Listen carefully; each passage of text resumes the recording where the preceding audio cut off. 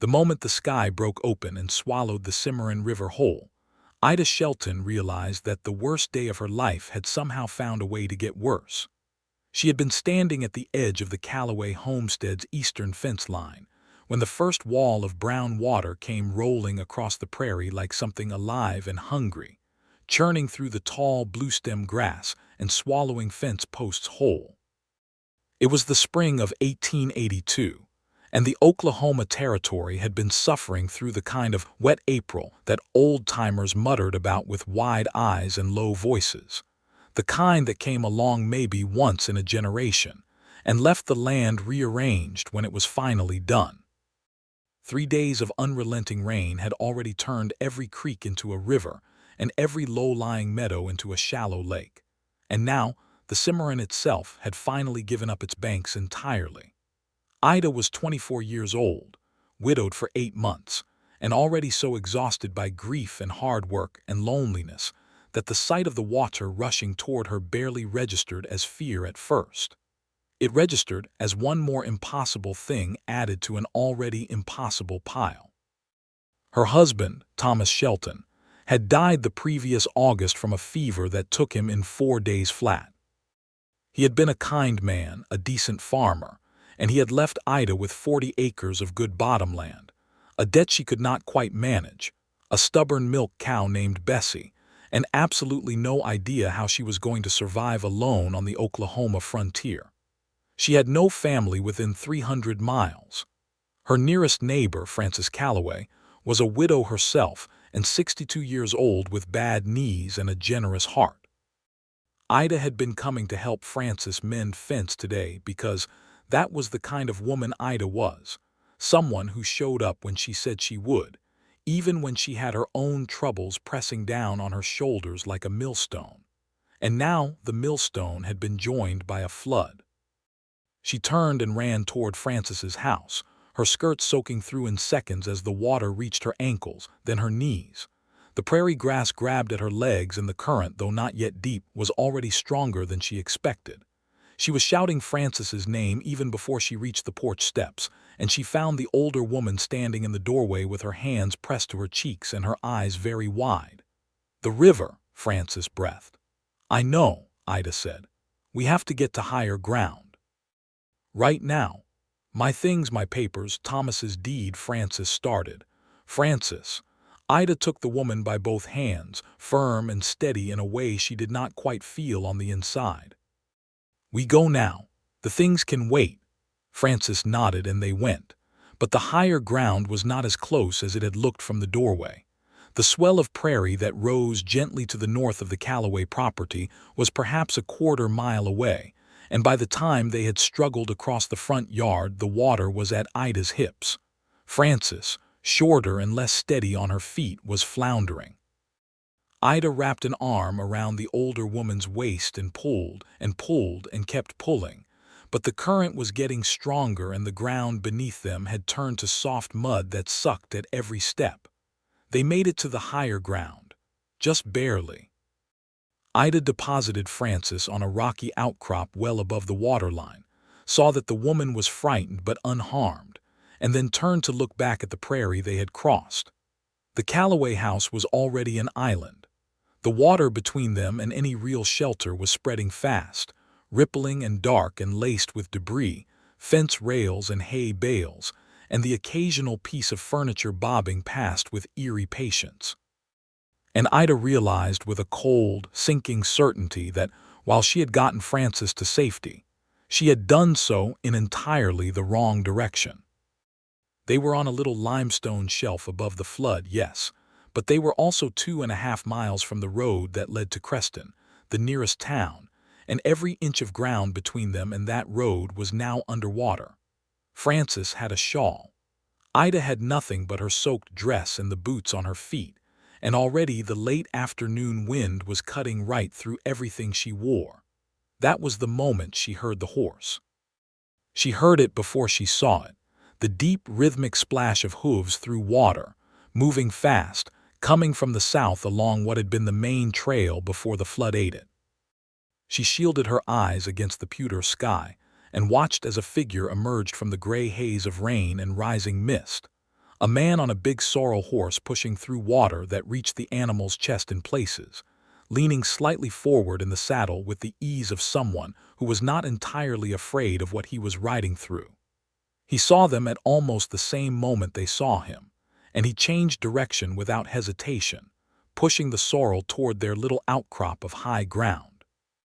He was perhaps 30 years old, broad through the shoulders, with dark eyes set under the brim of a battered hat that the rain had long since defeated. His canvas work coat was soaked through, his boots were dark with water, and when he pulled up beside the rocks and looked down at them, his expression was one of focused, practical concern rather than alarm. "You two all right?" he said. "Well enough," Ida said before she even thought about it. Something in his voice made her want to sound capable, not frightened. "The road's under by now," he said. "I just came from the north. There's a rise at the Grazer Ranch about 3 miles east, dry ground and a house. That's the closest shelter." 3 miles, Frances said softly, and her voice held the particular kind of exhaustion that Ida understood too well. The man looked at Frances, taking in her age, her unsteady posture, the way her hands were shaking. He swung down from the saddle in one smooth motion, landing knee-deep in water without any fuss about it. "I can get the older lady up on my horse," he said. "She can ride."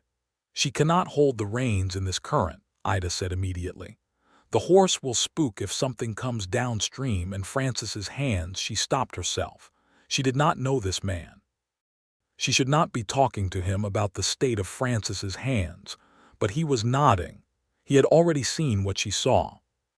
"You're right," he said simply, and she felt a strange flutter of something, surprise perhaps that he had not argued. "Then you ride with her, I'll lead. In chest-high water. I've been in worse," he said, and something in the quiet steadiness of his voice made her believe him without knowing why she should. She helped Frances up onto the sorrel's saddle first, and then she was about to climb up behind her when she hesitated. She looked at the water. She looked at this man she did not know standing in the flood like it was a minor inconvenience, his hand steady on the bridle, his eyes on hers. "I don't know your name," she said. "David Slater," he said. "I ride for the Grazer Ranch." "Ida Shelton," she said. "That's Frances Calloway. You should know who you're rescuing." Something shifted in his expression at that, brief and warm, like a door opening just a crack before good sense closed it again. "Pleased to meet you both," he said. "Can we move?" They moved. What followed was 3 miles of flooded prairie that Ida Shelton would spend the rest of her life trying to find adequate words to describe. Not because it was beautiful, though in its terrible way it was, the vast gray sheet of water reflecting the roiling clouds above it, the blue-stem grass waving in the current like the hair of something drowned, the occasional lightning that lit everything silver and brief. It was because of him. David Slater walked beside that horse for every single step of those 3 miles. The water was at his chest in the deep places, and at his waist in the shallower ones, and never once did he let go of the bridle. When debris came swinging through the current, a broken wagon wheel, a tangle of wire fencing, the bloated body of something, he steered around quickly so neither of the women had to look at it for long. He positioned himself between it and the horse without seeming to think about it.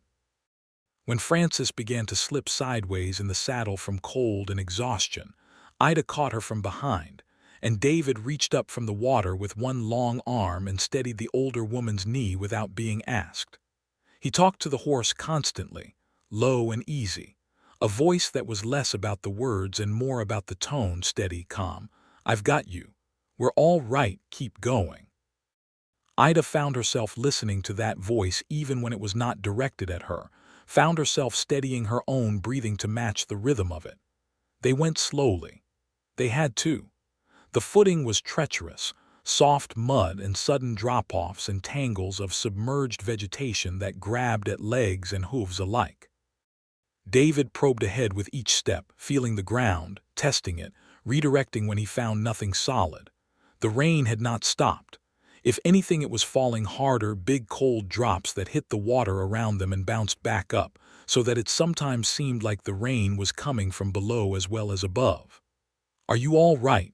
Ida asked him once, somewhere around what she estimated was the second mile. He glanced up at her. Water ran off his hat brim and his jaw was set with effort, but his eyes were clear. "I'm fine," he said. "How's Mrs. Calloway?" Frances had stopped shivering, which was concerning, and Ida had wrapped the woman's shawl more tightly around her and kept one arm around her waist. "She needs to be warm," Ida said, because that was the truth and she saw no point in softening it. 20 more minutes, David said. Probably less. He was right. It was perhaps 15 minutes later that the dark shape of the Grazer Ranch house appeared out of the mist ahead of them, sitting solid and certain on a rise of ground that the floodwaters had not reached, lamplight yellow and warm in its windows.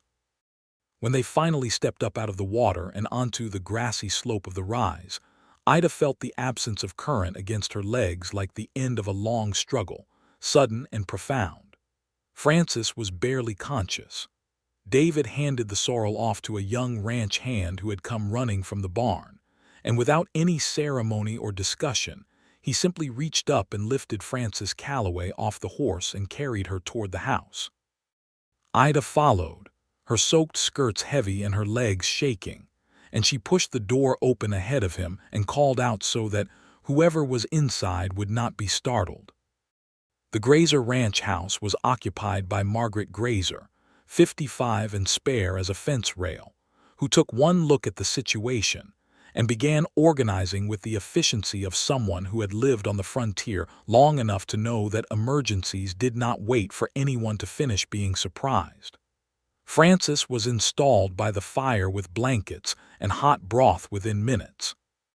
Ida was given a dry dress to change into, rough homespun but warm, and pointed toward a small room where she could have some privacy.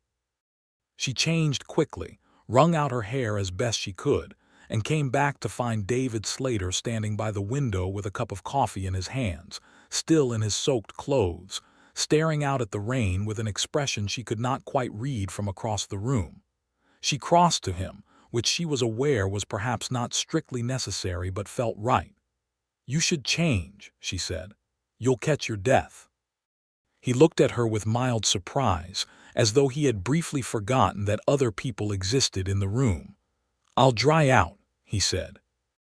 "That's not how fevers work," she said, and then she stopped herself because she knew exactly how she knew that, and the knowing of it pressed against the back of her throat in a way she did not want to deal with in front of a stranger. Something in her face must have shown because his expression changed. He was not the kind of man who pushed. She could see that right away, but he was paying attention. "Mrs. Shelton," he said quietly, "are you all right?" "I will be," she said, which was different from yes but truer. She wrapped her hands around her own cup of coffee and looked out the window beside him. "Thank you," she said, "for what you did out there. 3 miles is a long way to walk in a flood. You would have done it yourself if you could have," he said, with a simple certainty that startled her. She turned to look at him properly then. In the lamplight he was younger looking than she had first thought, though weathered by outdoor work, with dark eyes that were calm and direct and not unkind. He had gotten a dry shirt from somewhere, she noticed, and his dark hair was damp but starting to dry at the edges. "How did you know where we were?" she asked. "I was checking the fence line south of the rise when the water started coming up fast," he said. "I saw you two out there from a distance. Couldn't leave you." He said that last part without emphasis, without drama, as if it were simply a fact of the world he lived in. "Couldn't leave you." As if there had been no other option worth considering. Ida Shelton had lived 24 years and she had loved a good man and lost him, and she had thought, in the 8 months since Thomas's death, that her heart had figured out how to be still and useful and not ask for anything more than what was necessary. Standing by that window with the rain against the glass and the smell of coffee in the air and this quiet, solid stranger beside her, she felt something in that careful stillness shift. She did not say anything about it. She was too sensible for that. But she noticed. The rain did not stop that night. The road stayed flooded through the following morning, and so the Grazer Ranch received its unexpected guests for the night and into the next day. Margaret Grazer was matter-of-fact about it, making beds and meals without complaint, and her two ranch hands, a taciturn older man named Cobb and David Slater, kept themselves busy with the animals and the property through the rain. Frances Calloway recovered quickly, because Frances was tougher than she looked, and by evening she was sitting upright in front of the fire with a second bowl of broth and a great deal of opinions about the state of the territorial government's failure to maintain adequate drainage infrastructure along the main trails. Ida sat across from her and let the older woman talk, because Frances needed it, and because listening was something Ida was good at. She was aware, without looking directly, of when David came into the house. She was aware of him settling at the table behind her with a plate of food, aware of the low exchange of words between him and the older ranch hand, aware of the moment when the talking stopped, and the only sounds were the fire and the rain and the distant complaint of a horse in the barn. Later, when Frances had been helped to bed and Margaret had retired and old Cobb had gone to his bunk above the barn, Ida found herself alone in the main room of the house, sitting by the banked fire, unable to sleep. She was thinking about her own property, 2.5 miles away, and whether the bottomland had flooded, and what the crop situation would look like in the morning, and whether Bessie the cow had gotten to high ground on her own the way cattle sometimes did, or whether she was standing neck-deep somewhere being stubborn. She heard the back door open and close softly, and then David was there, shaking rain off his hat, apparently having done a late check on the horses. He saw her by the fire and stopped. "Couldn't sleep," he said. "No," she said.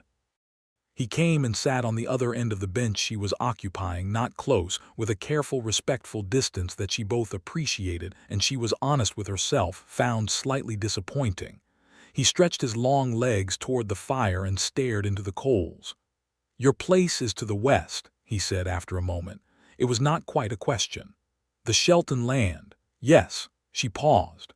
"I'm trying to work out whether the house is high enough. I built up the foundation by a foot when I first moved in after Thomas." She stopped. "After Thomas," he repeated softly, giving her the space to finish or not as she chose. She chose not. "Not tonight. The corn will be a loss," she said instead. "Whatever's in the ground right now, but I can replant if the water recedes by May." "Usually does," he said. "The Cimarron floods hard and fast in April, but it drops the same way. 3-4 days of clear weather and you'd be surprised what comes back." She turned to look at him. "You know this land." "Been here 6 years," he said. "Worked for Mr. Grazer since the beginning. Before that I was up in Kansas, and before that," he seemed to consider how much to say. "Before that I was a lot of places." "You're not from here," she said. "I'm from Missouri originally, but here feels like home now." He said it with a simple conviction that she recognized, because it was the same way she felt about her 40 acres, the way anyone who had chosen the frontier rather than having it handed to them felt about the ground they'd chosen. "My family thought I was crazy," she said, surprising herself. "When Thomas and I came out here in '78, my mother cried for 2 weeks when we left Illinois." "Mine would have too," he said, "if she'd been alive to see it." She did not offer condolences because she sensed he did not want them, that he had made his peace with it. She respected that. They sat in comfortable quiet for a while, watching the coals, listening to the rain ease slightly outside. It was the kind of quiet that Ida had almost forgotten was possible, being comfortable with another person without needing to fill the air between them. With Thomas it had always been easy like that, a kind of silence that was its own conversation. She had not felt it with anyone since he died. "Why were you checking the fence line in flood weather?" she asked eventually, because she was genuinely curious. The corner of his mouth moved. "Mr. Grazer asked me to." "I did say it was probably a fool's errand at that point. But you went." "I said probably," he said. She laughed. It was the first real laugh she had produced in a very long time, and it surprised them both. She pressed a hand to her mouth, half embarrassed, and found him watching her with that expression again, the door opening a crack. "Good sound," he said quietly. She looked at the fire. "It's been a while since I had reason for it," she said. He did not say he was sorry or that it would get easier or any of the things that people had been saying to her for 8 months that were kind and true and utterly unhelpful. He just said, "Well, you've got reason now, at least." She looked at him again, this man who walked 3 miles through a flood without letting go, who probed the ground ahead with his feet in a dark and rising river, who talked to a frightened horse in a low and steady voice, who now sat beside her in the quiet of someone else's house and said the right things by saying very few of them. She thought, "Be careful, Ida." But she thought it in the particular way that means you already know it is too late for that. The water went down in 4 days, as David had said it would. By the end of the week, the main roads were passable again, and Francis Calloway's house, while muddy and in need of considerable cleaning, had survived with its foundation intact. The Grazer Ranch had organized a small party to help with the cleanup efforts, and David Slater had been part of it, along with Old Cobb and 2 other men from neighboring properties. Ida's own land had come through better than she feared. The house sat on ground just high enough that the water had come only to the front step, not inside. The corn in the south field was a loss, but the kitchen garden had been on the north side of the property, elevated slightly, and most of it had survived. Bessie the cow had been found standing on the limestone shelf where Ida herself had waited with Francis, apparently having had the sense to climb in time, and looking highly irritated by the whole affair. It took 2 weeks for the land to dry enough for real work to resume, and during those 2 weeks Ida saw David Slater 3 times. The first time was the day she went to retrieve Bessie from the limestone shelf, and he happened to be riding past on ranch business and helped her get the reluctant cow back down across the now dry but deeply rutted ground. They did not speak of anything important. They argued pleasantly about the most efficient way to maneuver a stubborn cow through a muddy gully, and he was wrong and she was right, and he acknowledged this with the good grace of someone who could admit it without it costing him anything. The second time was at the general store in Creston, where she went to buy replacement seed and assess what credit the merchant, a gruff but fair man named Hoskins, might extend her until the next harvest. David was at the counter ahead of her, placing an order for supplies for the Grazer Ranch. He stepped aside when she arrived, and then, when Hoskins mentioned that the seed she needed would not be in until next Thursday, David said simply that he would be coming back into town on Thursday himself and could bring it out to her if she would trust him with the errand, saving her the trip. She said that would be fine. It was a practical arrangement. They both treated it as nothing more than that. The third time was when he actually brought the seed, and that visit lasted 3 hours. It lasted 3 hours because Ida happened to mention that the fence along her east pasture had been damaged in the flood, and she had not yet been able to repair it. And David looked at the fence and looked at the tools on her porch and said he had time, if she didn't mind. And she said she didn't mind if he was sure. And then she brought him water twice while he worked, and the second time she brought it, they stood at the fence line while the May sun moved through its afternoon arc, and they talked about everything and nothing with the ease of people who have somehow skipped over the awkward early stages and arrived at something more comfortable without fully understanding how. He told her about his years working cattle drives up from Texas in the mid-1870s, the Kishom Trail, the particular quality of loneliness that came from 2 months of open sky and moving beef, the way it had both emptied him out and filled him with something he still could not name properly. He had eventually wanted something that stayed still, he said, and that was why he had ended up at the Grazer Ranch, where Mr. Grazer was a fair employer and the work was hard but the land did not move. She told him about coming west with Thomas, about the first terrible winter when the dugout they were living in had felt like a grave and she had cried every night for 2 months without Thomas knowing, and then in the spring the prairie had bloomed and she had understood, suddenly and completely, why people chose this life despite everything it cost. "I could never go back east now," she said, "even with everything, even alone." He was quiet for a moment, leaning on the fence post he had just set, and she could see him choosing his next words with care. "You said even alone," he said. "Are you all right, on your own here?" She felt the question land somewhere in her chest. Not because it was intrusive, but because it was genuine. He actually wanted to know. "I manage," she said, which was true.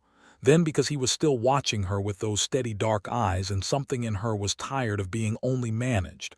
"I'm lonely sometimes, but I wouldn't leave." He nodded, as if this was exactly the answer he expected, and it satisfied him. "That's courage," he said. "It's stubbornness," she said. "They look the same from outside," he said, and she laughed again. And this time he smiled too, a full smile that changed his face completely, that made him look younger and warmer and like someone who had been keeping that smile in reserve for occasions that genuinely earned it. She thought about that smile for several days afterward. May deepened into June, and June was the kind of month the Oklahoma Territory showed off with. Long golden days and skies so blue they hurt to look at. The prairie alive with wildflowers and the air full of meadowlarks. Ida replanted her south field with a fast-maturing variety of corn that Hoskins had recommended, and she traded 2 days of her labor to Frances Calloway in exchange for the older woman's help mending and redying the curtains that the flood had ruined. And she began, slowly and with a careful intentionality, to repair the financial situation that Thomas's death had left her in.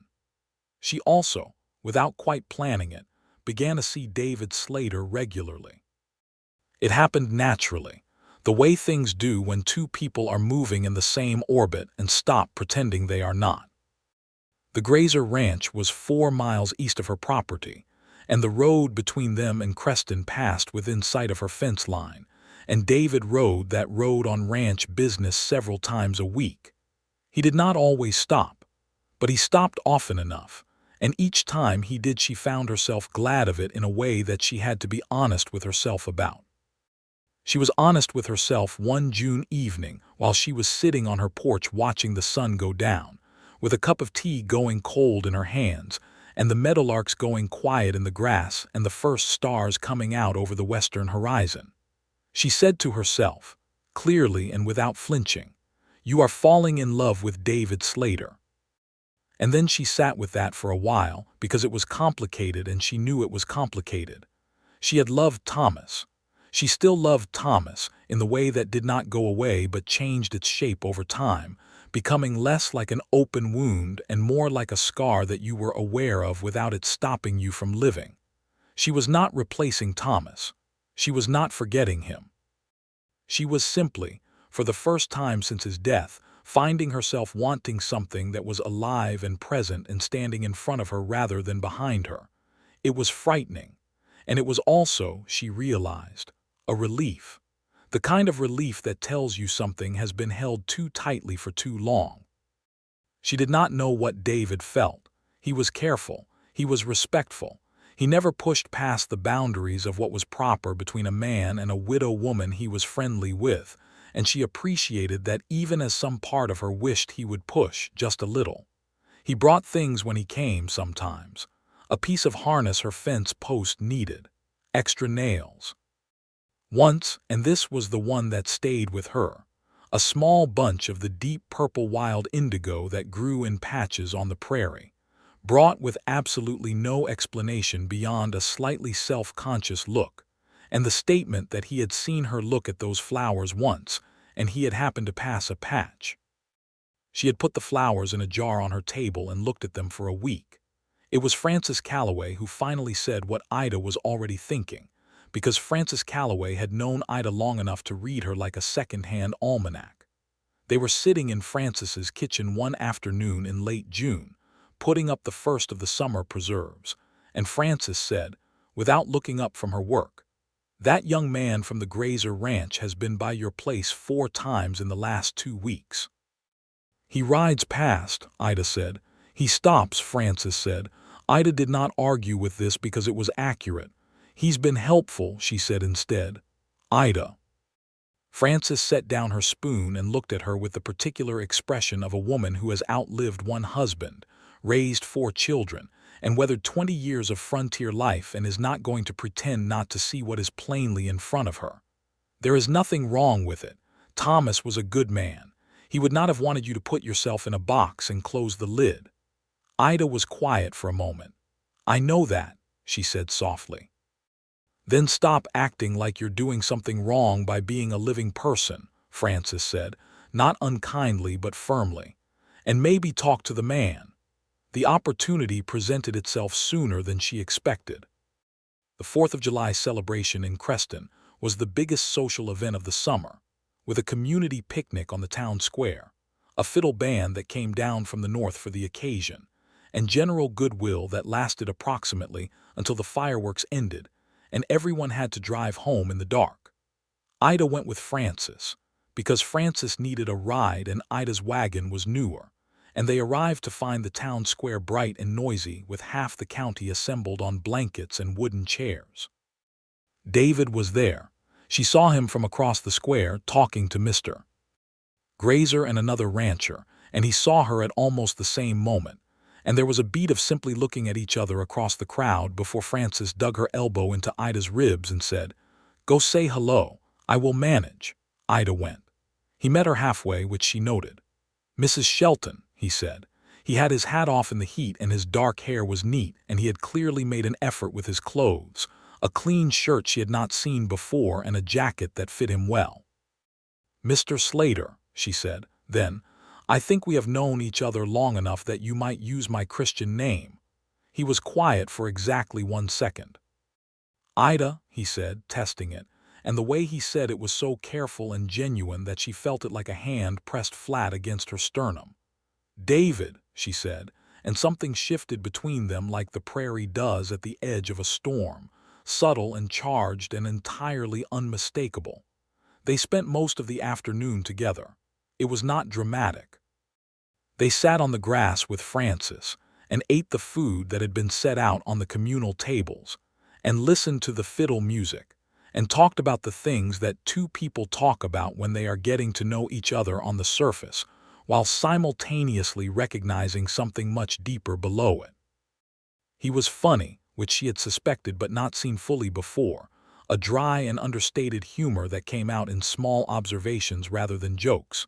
She laughed more that afternoon than she had in a year. When the sun went down and the sky in the east went purple and the first fireworks went up over the town, she was sitting beside him on the grass with their shoulders almost touching. She could feel the warmth of him in the cooling evening air. "This is a good life," he said, watching the sky. "I used to think I wanted something different. When I was younger, I thought there had to be some bigger adventure somewhere else. And now?" she asked. He turned to look at her, and the burst of red light from a firework overhead caught in his eyes for a moment. "Now I think the best things are usually right in front of you," he said. "If you're paying attention." She held his gaze. "I think so too," she said.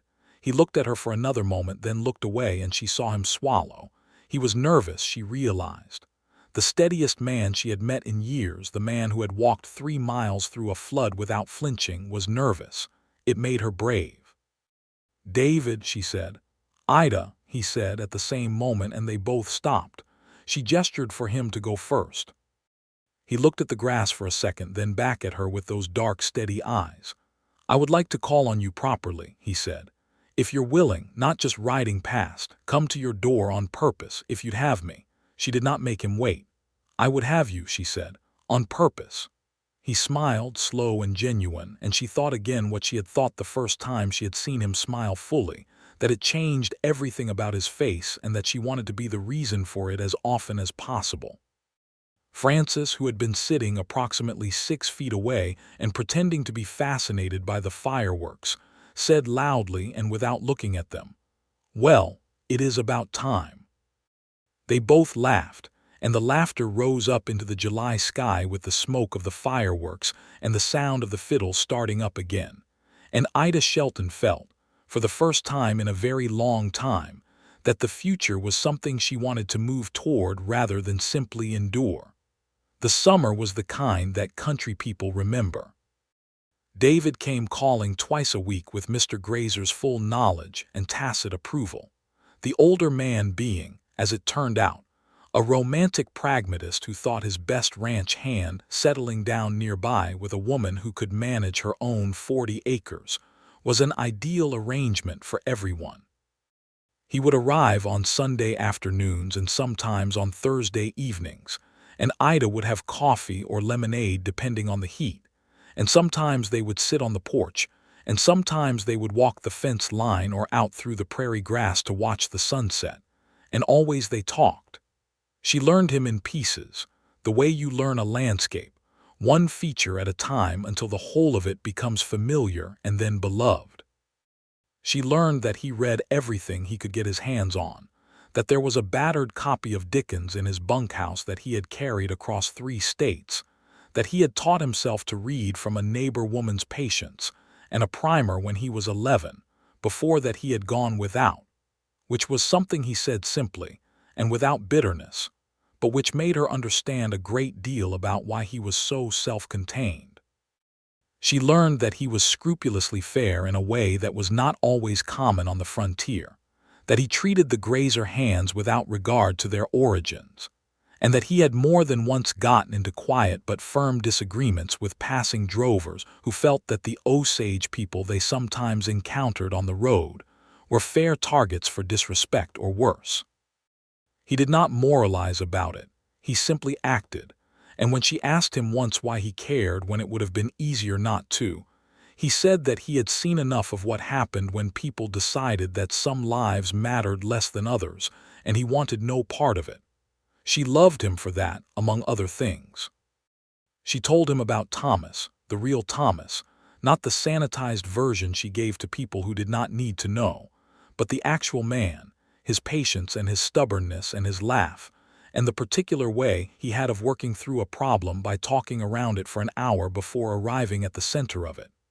She told David about the grief, what it had actually been like, not just sad but disorienting, like losing the translation key for a language she had been speaking for years. He listened to all of it without trying to fix it, which was exactly right. "You don't have to be over it," he told her once when she had apologized for talking about Thomas too much, which she had not been doing. "He was your husband for 6 years. That doesn't just dissolve. It doesn't crowd you," she asked carefully. He looked at her with a quiet certainty. "No," he said. "A woman who loved well once just means she knows how to love. That's not a burden, Ida." She kissed him that evening, which was not precisely what a respectable widow woman was supposed to do on a porch in 1882, but which was what she did, rising up on her toes and pressing her mouth briefly to his before she could think better of it. He was very still for exactly 1 second, and then his hands came up and held her face, so gently it was like being held by something that was afraid of breaking her, and he kissed her back with a thoroughness that suggested he had been thinking about it for some time. When they separated, they stood in the blue evening light and looked at each other, and she was pleased to see that he looked somewhat undone in a way that matched how she felt inside. "I have been wanting to do that," he said, with a careful dignity that was undercut by the slight unevenness of his voice, "since approximately the 2nd week of May." "You could have done it sooner," she said. "You are a recently widowed woman," he said. "I was trying to be decent." "David," she said, "you are the most decent man I have ever met. Sometimes decent men need to be moved along." He laughed at that and she laughed, and the evening came down blue and warm around them and the first stars appeared and everything was good.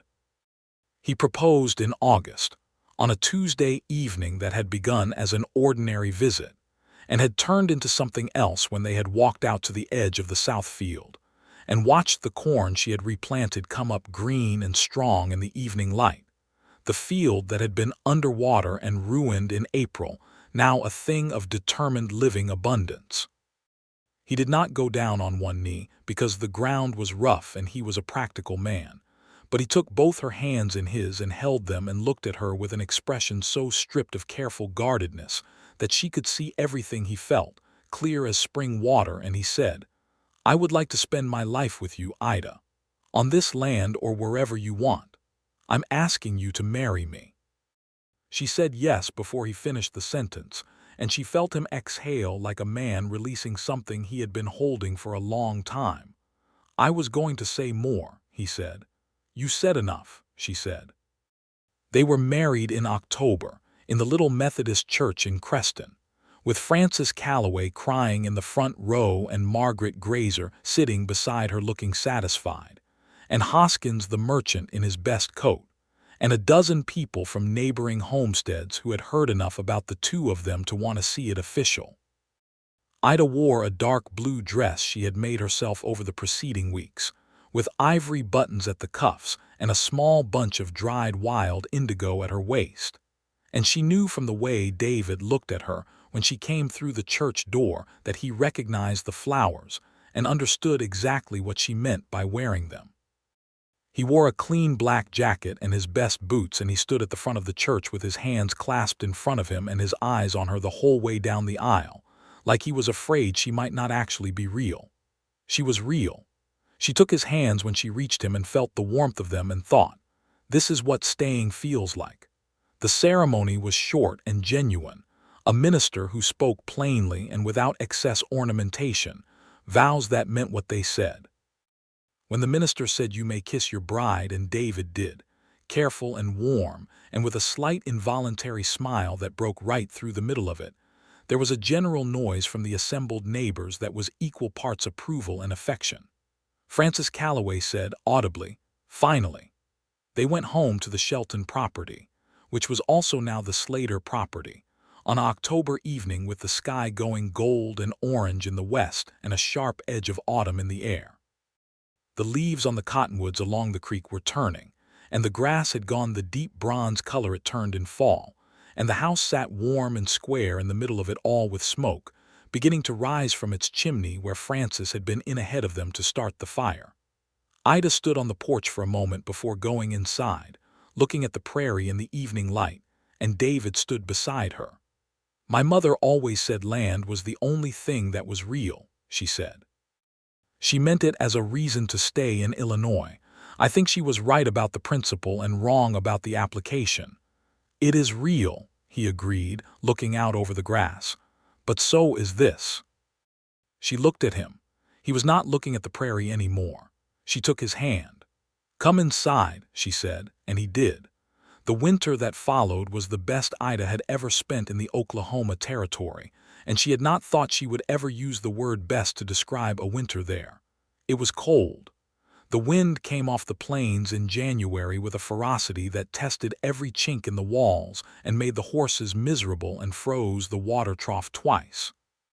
But there was someone to split the firewood with now, and someone to sit across from at the table in the evenings, and the particular warmth of a house that two people inhabit together, which is entirely different from the cold precision of a house where one person exists alone.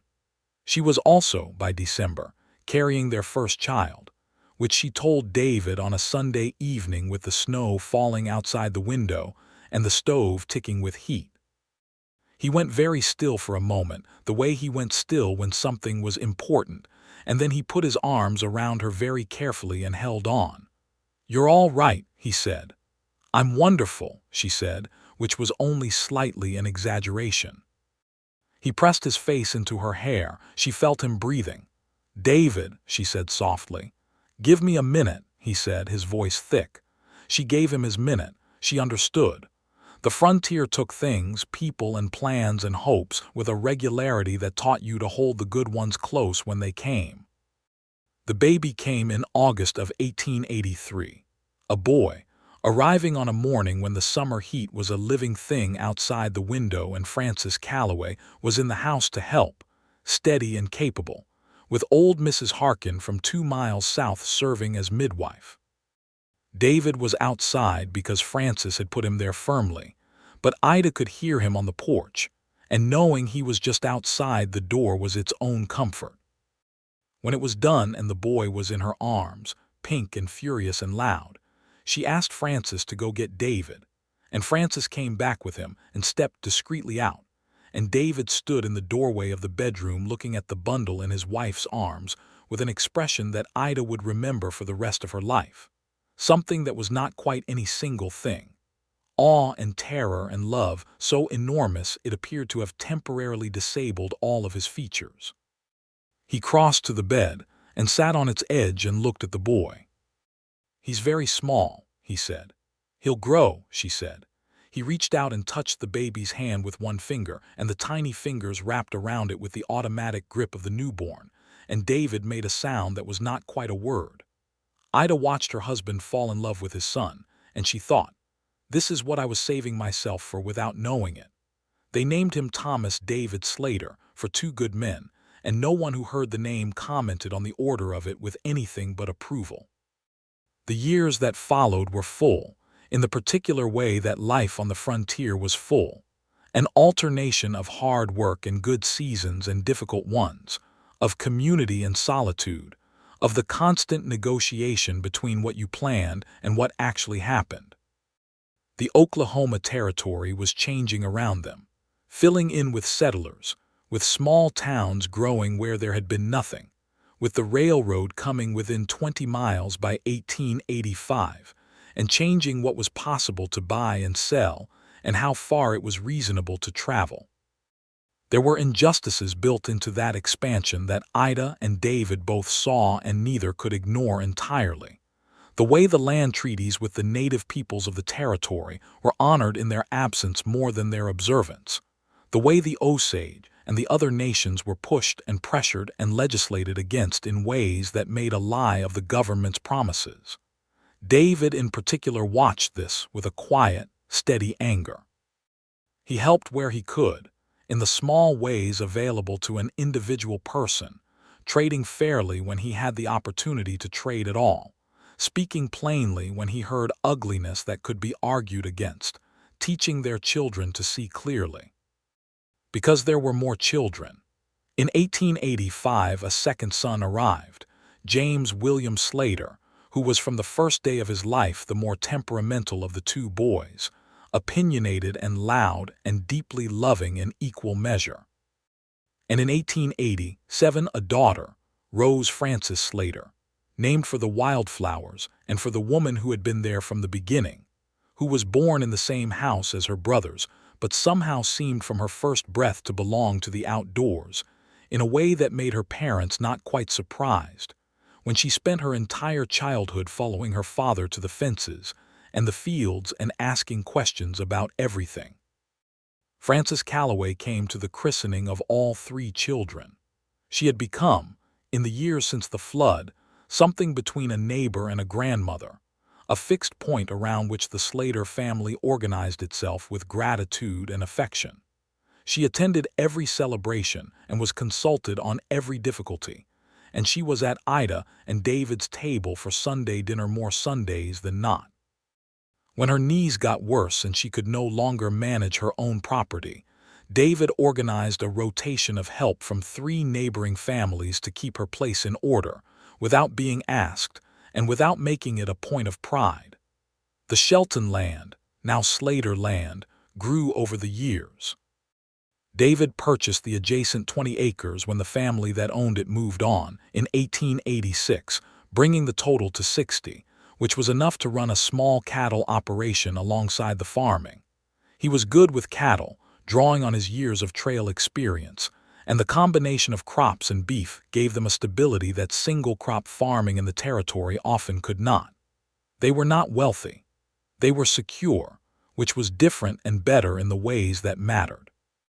It was in the spring of 1888 that Ida found herself standing at the edge of the south field on an April morning, watching the green begin to come up in the soil, and the memory of another April morning 6 years earlier came to her with a sudden startling clarity. The sky, a certain shade of gray, the smell of rain-soaked earth, brown water spreading across the grass, a man on a sorrel horse pushing through the current without any apparent doubt that it was the right thing to do.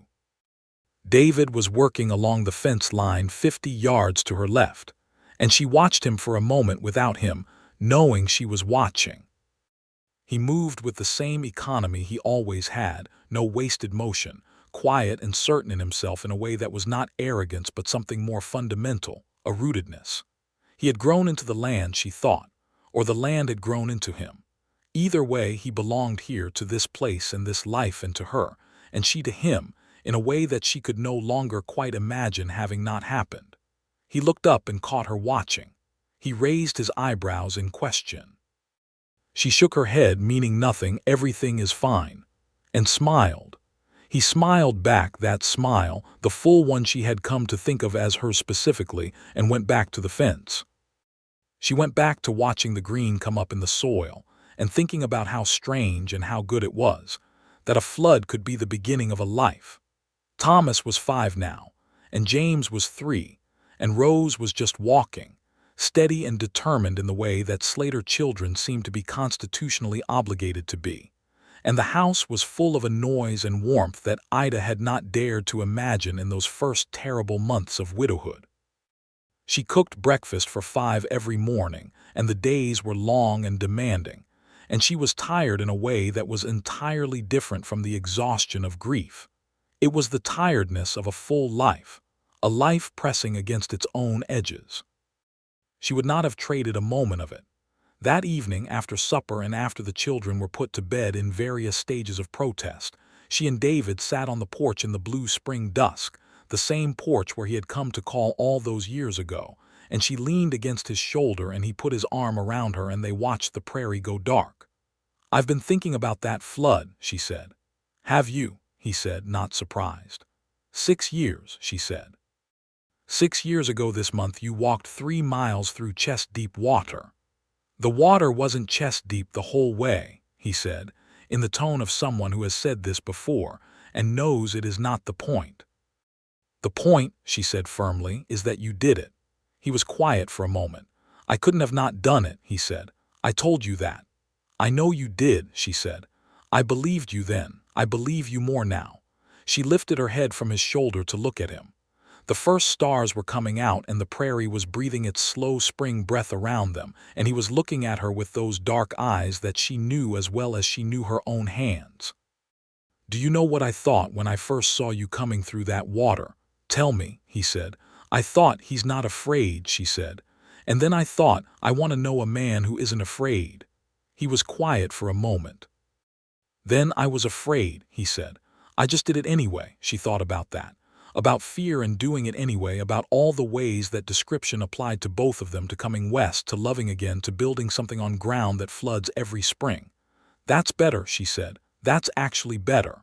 He pressed his mouth to her temple, warm and slow, and his arm tightened around her. "We have a good life, Ida," he said softly. "We made it," she said. "We did," he agreed. The prairie settled into its night sounds around them. The insects and the distant call of something from the creek and the occasional drowsy noise from the animals in the barn. The stars multiplied. The spring air was cool but not cold, laced with the smell of new grass and turned earth. They sat there a long time before going inside, because some evenings are worth the staying. The years that followed were threaded through with the ordinary, extraordinary fabric of a life well lived. Thomas grew into a boy with his mother's directness and his father's steadiness, serious and careful and good with animals in a way that made David proud in the quiet, non-demonstrative way he was proud of things.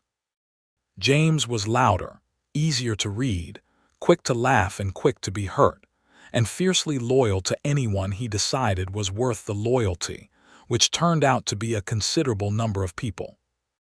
Rose became exactly what her beginnings promised, a child who knew no surface was too steep to climb, and no question was too large to ask, who followed her father to the fences at age 3 and her mother to the kitchen garden, and the preserve pantry, and by 8 was a more competent horsewoman than half the boys in the county. The territory was growing up around them, changing its character year by year.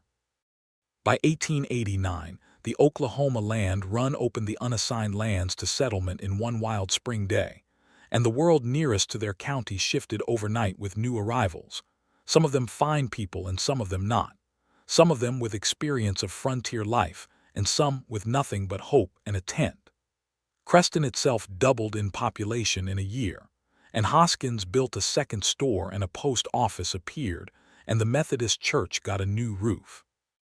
There was talk of statehood, which would be years coming but was coming, and with it a slow civilizing of the world that the Slaters watched with a mixture of gratitude for the conveniences and a wry acknowledgement that something wild and specific about the territory as it had been would not survive the transition. Frances Calloway died in the winter of 1890, peacefully and in her own house, which she had insisted on, and which her neighbors had made possible. She was buried in the Creston churchyard with a stone that Ida helped to choose, simple and honest, and Ida stood at the graveside in the February cold and cried without apology, and David stood beside her with his arm around her and said nothing because nothing needed saying. They held a dinner in Frances's honor the following Sunday, at the Slater house, with everyone who had known her, and the house was full and warm and loud with remembered stories. And at the end of the evening, when the guests had gone and the children were finally asleep and the dishes were done, Ida sat by the fire and felt the grief and the gratitude in equal proportion, and thought of what Frances had told her in her kitchen 8 years ago. Thomas was a good man. He would not have wanted you to put yourself in a box and close the lid. David came and sat beside her, as he always did when she was sitting still with something heavy in her. "I'm all right," she said. "I know," he said. "But I'm here anyway," she leaned into him. "She told me to talk to you," she said. "Frances, before you ever came calling, she told me to go say hello and stop acting like a living woman was doing something wrong." He was quiet for a moment. "I should go put flowers on her grave," he said, and his voice was slightly unsteady. Ida laughed softly, surprised by it. She pressed her face into his shoulder. She would have appreciated that enormously, she said. She had great respect for a man who was sentimental in the right moments. "I'm not sentimental," he said. "David," she said. "You carried wildflowers on your horse to give to a widow woman in May of 1882 and pretended you just happened to have them." He did not say anything to this, which was as good as agreement. She kissed his jaw. He held her closer. The fire settled. The winter moved outside around the house like something patient and large, and inside it was warm and full of the breathing of children and the smell of wood smoke, and the sound of two people who had found each other in a flood and decided, without quite planning it, to be each other's dry land. By the time Rose was old enough for school, the county had built a proper schoolhouse 3 miles from the Slater property, and Ida volunteered as a supplementary teacher 2 days a week because there was need, and she had always been good with the written word and with children. She taught reading and arithmetic, and the particular kind of paying attention to the world that she had always thought was as important as any formal subject. David helped her prepare her lessons in the evening sometimes, reading aloud from whatever book he had on hand so she could hear how the sentences moved. And she thought often about the boy he had described, the one who had learned to read late from a neighbor's patience. And she thought about all the children who came through the schoolhouse door who might be starting from the same place he had started, and she taught them all with the same care she would have wanted someone to give him. The boys eventually grew into men in the particular staged way that boys become men on working land, gradually, and then all at once. Thomas, by the time he was 19, was as capable a hand as his father and considerably more likely to express an opinion about crop rotation, which David received with the satisfaction of a man who has raised someone who knows their own mind. James, at 17, announced that he wanted to learn surveying, which was a reasonable ambition in a territory being rapidly divided and subdivided, and David arranged for him to apprentice with the county surveyor in Creston, without making James feel like it was any kind of concession. Rose, who was 13 and still several years from whatever she was going to decide about her future, was already clear-eyed about what she wanted: the land, the animals, the outdoor work, and no one telling her she could not have it because she was a girl, which was a sentiment her parents found entirely reasonable and told her so. Ida turned 40 in 1898, and David threw her a birthday party that she had not asked for and slightly pretended to be exasperated by and loved completely. He had arranged it with the children, the three of them conspiring with a seriousness that she suspected they had gotten from him. And on the day itself, there were a dozen neighbors around the table, and a cake that Rose had made with enormous effort, and only a slight structural irregularity that no one mentioned. And Thomas and James had dug up a fiddle player from somewhere, and the evening ended with dancing on the porch in the September warmth. David danced with her twice, which was 2 more times than he usually danced with anyone, and he was not a man who had grown up in ballrooms, so he was not precisely graceful, but he was warm and attentive, and he held her like she was important, which was all she had ever wanted from a dance. 40, he said, when the fiddle player had taken a rest, and they were leaning against the porch railing watching their children dance with the neighbors' children. 40, she confirmed. You look exactly the same as you did in 1882, he said. That is flatly untrue, she said, laughing. You look, he amended carefully, like yourself, which has always been the thing I liked best. She leaned her head against his shoulder. Across the porch, Thomas was attempting to teach a neighbor boy to play the fiddle with a patience that suggested he had more of his grandfather in him than she sometimes noticed. James was talking with more animation than the occasion strictly required to a girl from the next property whose name was Louise, and who he had been talking to with more animation than the occasion required for approximately 6 months. Rose was attempting to wrangle the youngest neighbor child into some game of her own devising, with the determined authority of a girl who had always known exactly how things should go. We did well, Ida said. We did, he said. We are doing.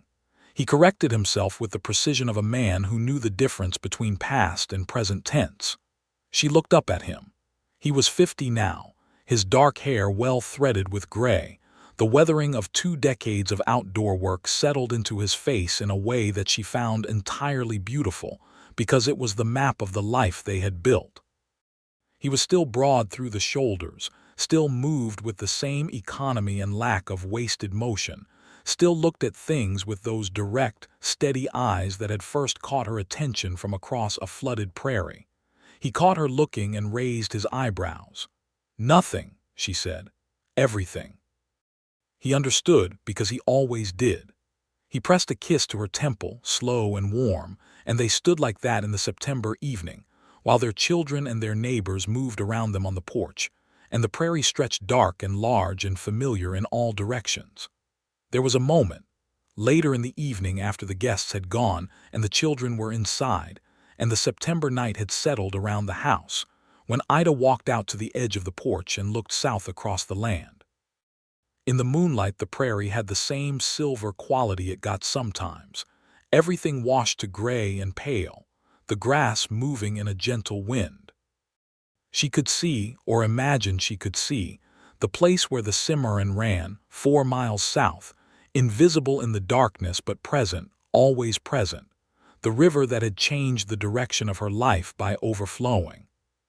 She stood there and let herself feel all of it, the gratitude and the grief and the love and the years and the people who had shaped her, Thomas and Frances and her mother far away in Illinois who had not understood and had loved her anyway and was still alive and received letters and answered them, and David, who was standing in the doorway behind her now. She could feel him there without looking. Thinking about the flood, he said, because he knew her. The flood, she said.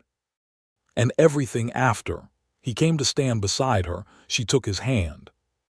They stood looking south toward the invisible river, the one that had put them both in the same flooded field on an April afternoon in 1882.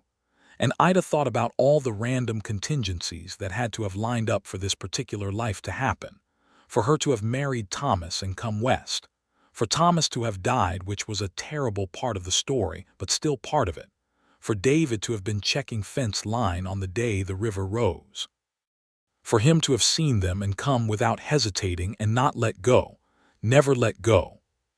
3 miles of flooded prairie, and he had never let go of the bridle, never let the horse drift, never let the current take them somewhere worse. She thought that was still true in the broader sense. He had not let go of any of it, not the land or the family or the love or the responsibility of being the man he had decided to be. She thought, "I am the luckiest woman in the Oklahoma Territory." She did not say this out loud because it would have embarrassed him, but she thought it with a completeness and a certainty that she felt from the soles of her boots to the top of her head. "Come to bed," he said softly. "In a minute," she said. He waited because he always waited, because patience was the thing he had always had in sufficient supply. The wind moved through the tall grass and the stars were very bright and the prairie was everything it had always been, indifferent and magnificent, full of beauty and difficulty in equal measure, asking nothing and giving everything in return for the work. She pressed her hand more firmly into his. "All right," she said. "I'm ready." They went inside together, and the door closed behind them, and the porch was empty in the moonlight, and the stars moved overhead as they always had, keeping their own time, tracking seasons and years with no particular interest in the human stories unfolding beneath them, though if they had been interested, this one would have been worth noting. The following spring, James married Louise at the same church in Creston where his parents had been married 16 years before, and Thomas stood up beside his brother and Rose stood with the bride, and Ida sat in the front row and cried, not unhappily, and David sat beside her with his hand in hers. The year after that, Thomas married a girl named Clara Weston from up north, a schoolteacher herself and Thomas's equal in seriousness, and her superior in the specific talent for making him laugh at himself, which he required. They moved into the adjacent property that David had purchased years ago, and the Slater holdings officially became a family enterprise, 2 generations working 60 acres that had started as one woman's uncertain inheritance. Rose stayed unmarried longer than any of her neighbors thought was reasonable, which was a matter of supreme indifference to Rose and to her parents, who had decided long ago that their daughter's life was her own to organize. She ran the eastern portion of the ranch with a competence that no one who had known her as a child could have been surprised by, and she would eventually, at 22, marry a man of her own choosing who was a match for her in energy and opinion. But that is a later story. What is the story here? The one that matters, is what happened on a morning in the spring of 1900, when Ida Slater came to stand at the edge of the south field at planting time, looking at the rich dark earth of the Oklahoma prairie, and was joined by her husband who had been working the fence line 50 yards to the left. He came and stood beside her without being asked. He always came and stood beside her. She was thinking about something, and she was aware of thinking about it. The way you sometimes catch yourself mid-thought and realize that the thought is important. She was thinking that she was 42 years old and that 18 years had passed since a flood and a sorrel horse, and a man who walked through chest-deep water without letting go, and that those 18 years contained more life than she had thought was possible to have when she was standing on a limestone shelf watching brown water swallow the prairie, and believing with a flat and exhausted certainty that the worst day of her life had found a way to get worse. She had been wrong.